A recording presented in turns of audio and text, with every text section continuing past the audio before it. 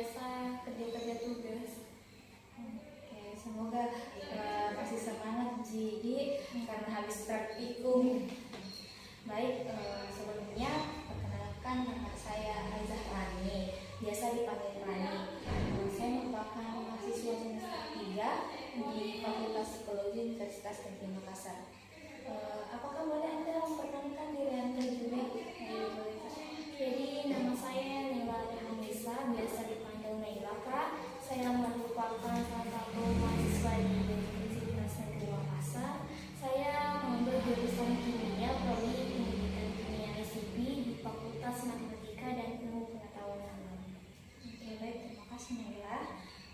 Adapun tujuan wawancara kita pada kali ini adalah untuk memenuhi salah satu tugas praktikum mata kuliah metode wawancara, yaitu menggali informasi fenomena sosial pembelajaran daring di Universitas Negeri Makassar.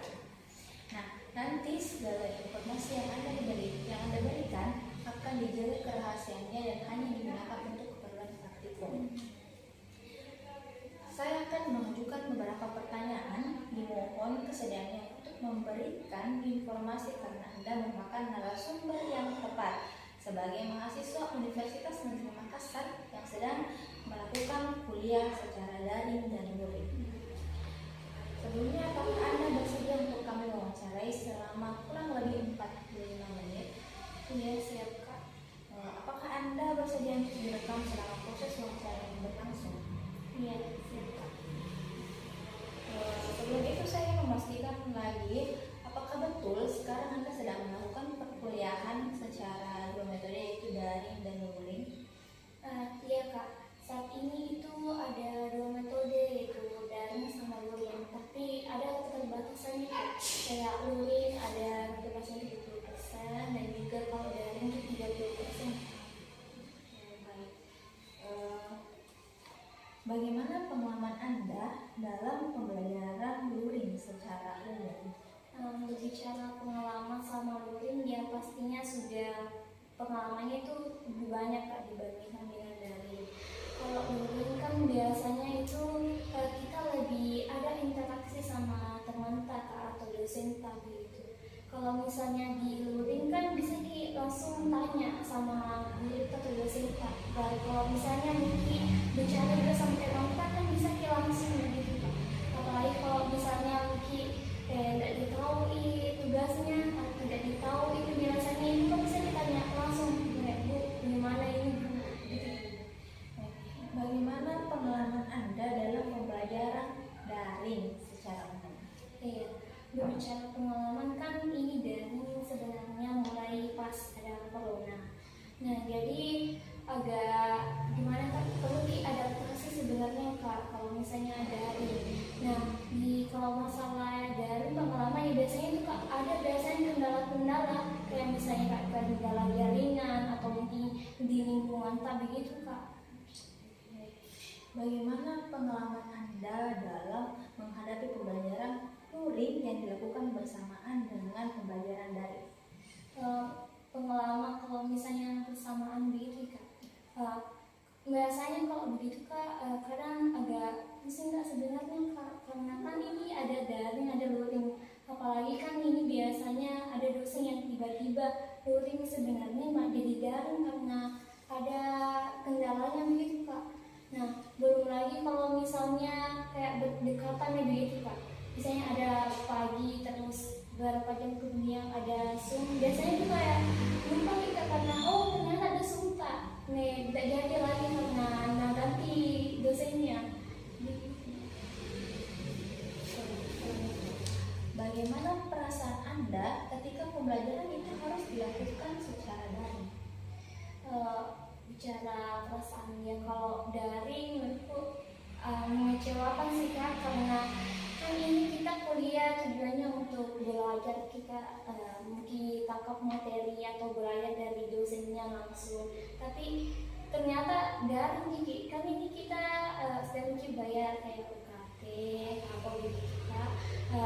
Mau kok saya Kak kayak bisa langsung interaksi sama dosennya. Kalau daring kan biasanya kayak ada keterbatasan gitu kalau mungkin kan, jadi kalau daring jadi agak sedikit Kak susah kita tangkap materi metode pembelajaran apa saja yang digunakan selama Anda mengikuti pembelajaran secara daring? Mengenai metode banyak sih kak metodenya. Misalnya kalau yang ini tuh selalu kayak sungka nih, ini dosennya yang menjelaskan tapi biasanya dia juga tampil depan kayak poin-poinnya atau presentasinya disuruh langsung. Dan biasa juga disuruh bagi kelompok kak, di situ mungkin biasa kayak presentasikan juga secara Zoom di apa hasil presentasi kak. Dan kadang juga kak kirim kayak soal-soal atau kuis-kuis kak lewat di online-nya kak. Dan biasa juga kak ada kirim materi begitu kak di WhatsApp-nya. Apakah melalui metode tersebut materi yang disampaikan dapat Anda pahami dengan baik? Sebenarnya masih kurang paham sih kak, karena ya begitu, karena kan saya tipenya orang kalau bingung kak, tempat kayak tanya langsung sama dosennya, dibandingkan kalau misalnya harus tak cek lagi dan itu juga dibalas sih kak. Selain alasan tersebut, apakah ada alasan lain yang membuat Anda kurang paham untuk memahami materi? Kan biasa itu kalau jelek jaringan kak, nah biasanya kak putus-putus suaranya dosennya kak, jadi di situ biasanya ketinggalan kak informasinya lagi apa yang dibahas sama dosennya kak, jadi muka apa tadi tahu kak aku mau dibahas sama dosen tadi kan udah putus-putus nih kak. Selanjutnya, apa yang memotivasi Anda dalam belajar? Yang memotivasi dalam belajar ya tentunya ada dukungan dari orang tua kak, ada juga dukungan dari teman-teman, ada dari keluarga.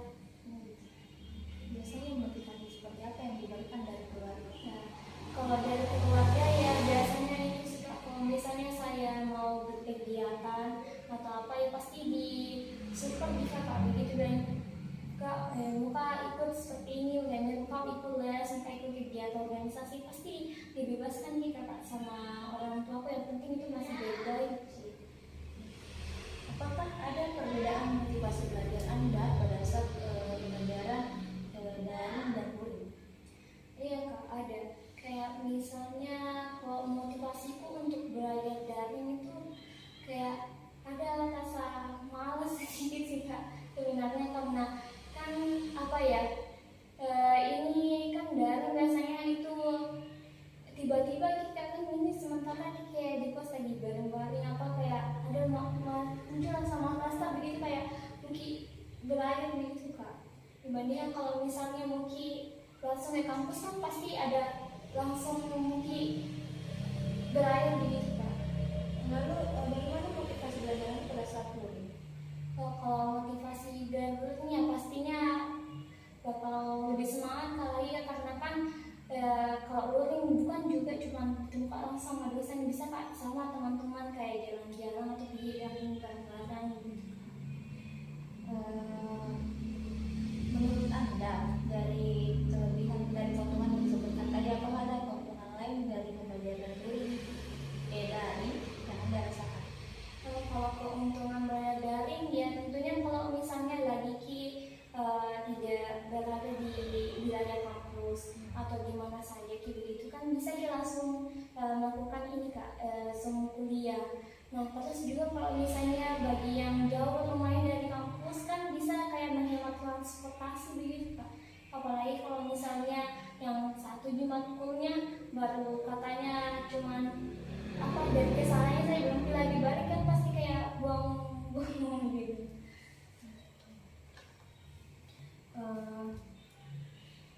Apakah Anda pernah mengalami kendala dalam pembelajaran daring? Mengenai kendala ya pasti banyak sih kak kendalanya. Kendala apa saja yang Anda alami selama pembelajaran daring? Nah kalau dalam belajar daring ya yang pertama sih kak itu jaringannya kak. Kan biasanya itu kan jaringan tidak belum tentu kayak stabil terus kak, kadang stabil kadang tidak stabil. Baru kemudian juga kan selain ini Zoom ada juga kayak ini ngirim tugas lewat Zoom, oke kak. Nah biasanya itu kak ada kan batas batas waktunya mengirimnya. Terus kadang juga itu sama kayaknya error terus sih Kak. Jadi bagaimana cara Kak untuk kirim kalau misalnya sistemnya saya yang error, belum lagi ada batas waktunya. Dan batas waktunya juga itu bisa kayak pengaruhi nilai Kak. Apakah Anda bisa mengatasi kendala yang Anda alami tersebut? Ya, kalau batas saja jaringan kan bisa kan kayak keluar Kak, cari jaringan atau pergi ke tempat lain yang bagus jaringannya Kak, atau bisa juga kayak misalnya ada teman kosku yang dekat sama saya, bisa Kak punya kapeta atau yang sama kelas Kak, sama Miki saya dulu langsung gitu Kak. Kalau misalnya masalah sama yang keluar kayaknya itu kurang bisa sih Kak, karena bukan kehendak saya, karena dari sistemnya langsung. Oke, baik. Apakah menurut Anda itu pembelajaran daring itu lebih menguntungkan atau lebih banyak pembelajaran daring? Kalau berbicara daring menggunakan dibandingnya daring, menurutku ada kurang menguntungkan sih Kak. Ya, karena kan tadi ya itu pertama, ini kan saya kalau daring Kak kurang bisa tertangkap padunya materinya Kak, masih kurang dipahami. Terus belum lagi kayak misalnya jaringan atau apakah baru apa ya Kak, kayak pokoknya lebih saya Kak, yang itu baru berhenti lagi kalau misalnya mungkin bertanya sama dosen Kak, kan susah kalau misalnya ya kalau dari kan biasanya dosennya yang bicara terus Kak, baru nanti ada kesempatan baru bisa bertanya. Beda kalau luring Kak, biasanya itu kalau ada salah-salah berbicara kan bisa bertanya langsung begitu Kak. Terus kalau misalnya diskusi sama teman kan dari teman tadi sampai kiri kanan tak kena daring, jadi ya apa ya Kak, jadi kurang informasi atau kurang juga interaksi sama teman tak begitu. Menurut Anda, kan tadi sudah sempat disinggung mengenai interaksi sosial. Nah, menurut Anda apakah interaksi sosial itu penting dalam proses pembelajaran? Interaksi sosial ya tentunya, interaksi kan kayak sesama orangnya pastinya sangat penting sekali Kak, apalagi dalam belajar. Kayak misalnya kalau misalnya dalam proses pembelajaran ditanya langsung sama dosennya kan bisa langsung dijawab atau diumpan balikan begitu.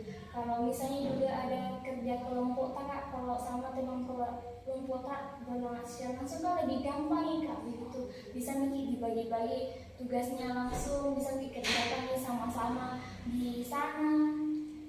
Apakah pembelajaran daring itu mempengaruhi interaksi sosial Anda? Ya tentunya sangat mempengaruhi banget sih Kak, karena kan ini bedakan kalau misalnya luring daring kan berarti tidak bertatap muka langsung nih Kak.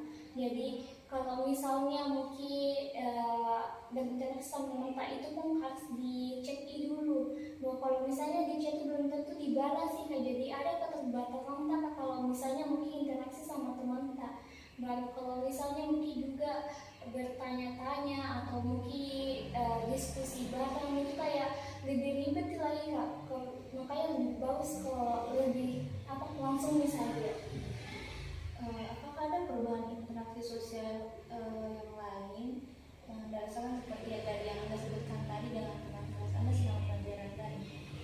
Perubahan interaksi yang misalnya Kak, kalau ada kerja kelompok, kalau misalnya dulu ini kan ini tadi saya katakan kalau bagi-bagi terus kita kerja bareng. Nah kalau misalnya daring kan pasti itu aku bagi juga ada grupnya begitu kan, tapi kan saya bertemu sama teman saya ini, apakah dia langsung kerjakan Kak atau nanti mereka dulu, karena kan biasanya daring itu agak ada rasa malas kalau sebagai mahasiswa. Jadi makanya ini harus memang dipastikan dulu ini teman apakah kerja atau tidak begitu. Apakah ada perubahan dalam cara Anda bekerja sama dengan teman Anda dalam tugas atau dalam kelompok selain yang disebutkan tadi? Iya, kalau masalah ini kayak kerja kelompok tadi ya tentunya kayak ada Kak, kurang komunikasi sama teman kelompoknya Kak. Pas seharusnya kalau misalnya teman kelompok harus kan berdiskusi banyak-banyak penguatan pendapat Pak, kita mana yang kerja kelompoknya. Kalau misalnya di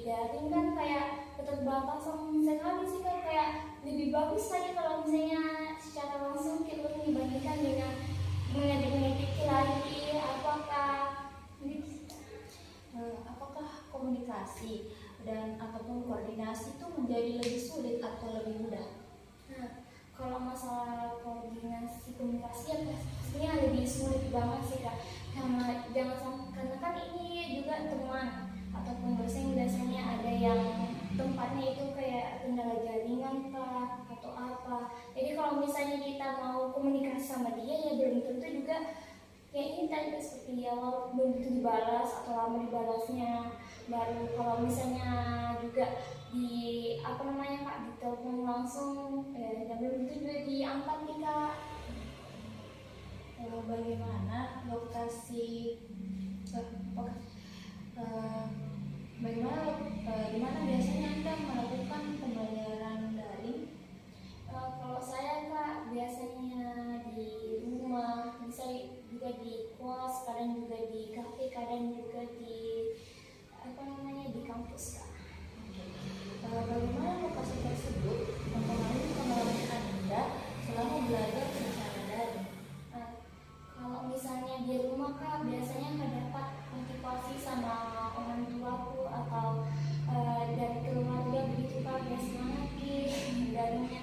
Terus kalau misalnya di kos kan apalagi saya kosnya sendiri kan, jadi lebih tenang gitu kak, lebih gampang aku pahami ini, lebih fokus lagi untuk semuanya kak.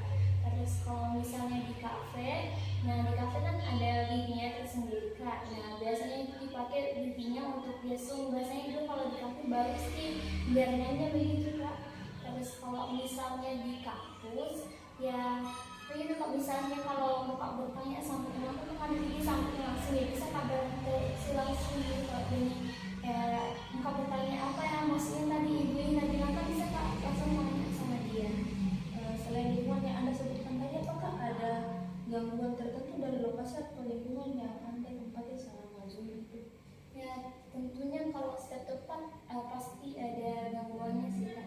Kayak misalnya di rumah, kan di rumah itu bukan cuma saya sendiri, ada keluarga, apalagi ada adik. Kan biasanya itu kak ribut, ada nih mama yang masak, ada nih adik yang lari-lari, ya belum lagi kayak suara-suara kendaraan kak.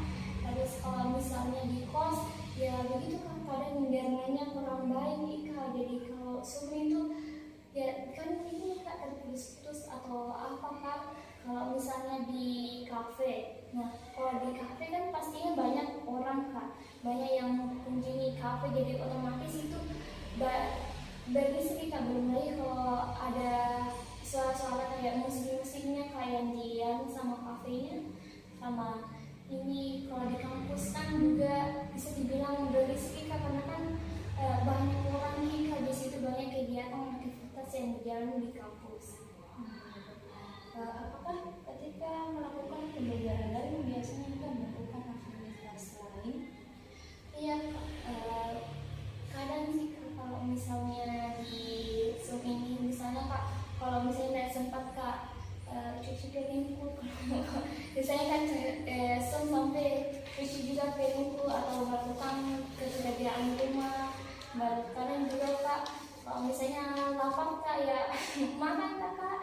Baru kalau misalnya juga ada tugas suka kan tinggi kak, jadi bisa kukerjakan juga sekali-sekali di saat itu suka. Oke, baik. Sebelum wawancara ini berakhir, apakah ada yang ingin Anda tanyakan? Yang saya tanyakan itu kak, apakah daring ini harus betul-betul ada kak selama ini, apalagi katanya 30%, bagaimana kalau dikurangi lagi atau bahkan tidak diadakan? Jadi sih pertanyaan itu bisa mungkin dikembalikan ke dari pihak kampus, kembalikan itu kan kebijakannya dari kampus. Kita kan sebagai sama-sama mahasiswa kita kan pasti sama-sama itu kebijakan dari kampus tersebut. Apakah masih ada yang ingin ditanyakan lagi? Pertanyaan kak, bagaimana kalau caranya kayak apa sih teman tak ini kak, kalau apalagi yang malas nyelami waktu luring baru mungkin ditanyain di daring kak. Oke, kalau saya pribadi caranya mengatasi teman yang malas itu dia sudah mungkin kayak kelihatan malas memang di luring, apalagi di daring. Nah kalau misalkan paling kita interaksi sama dia tuh kalau misalkan kerja kelompok kalau saya pribadi saya kayak berikan mungkin semacam ancaman gitu kayak kalau kamu udah aktif di kelompok ini, kalau kamu tidak bekerja betul-betul bekerja di kelompok ini, saya akan ini hapus namamu atau saya akan laporkan ke dosennya kalau kamu tidak ikut berpartisipasi di kerja kelompok ini. Oke, apakah masih ada yang ingin komentar? Kalau dari kita sendiri Kak, bagaimana menurut Kak lebih pilih daring atau luring? Kalau saya pribadi pasti kayak lebih pilih Kak luring Kak, sama yang tadi dari jawaban kita selama wawancara kayak lebih banyak di keuntungannya kalau pembelajaran luring, terus kayak bisa kita terima materi dengan baik, ada umpan balik, ada interaksi sosial gitu. Oke, apakah masih ada yang ingin ditanyakan? Tidak ada. Oke. Baik, sebelum itu apabila dalam penyusunan laporan terdapat informasi yang kurang jelas ataupun yang perlu dilengkapi, apakah Anda bersedia untuk dihubungi kembali? Baik, saya ucapkan terima kasih banyak atas kesediaannya untuk diwawancarai. Terima kasih sudah meluangkan waktunya dan kesempatannya untuk diwawancarai selama kurang lebih 45 menit ini. Baik, saya akhiri wawancara ini. Assalamualaikum warahmatullahi wabarakatuh. Waalaikumsalam.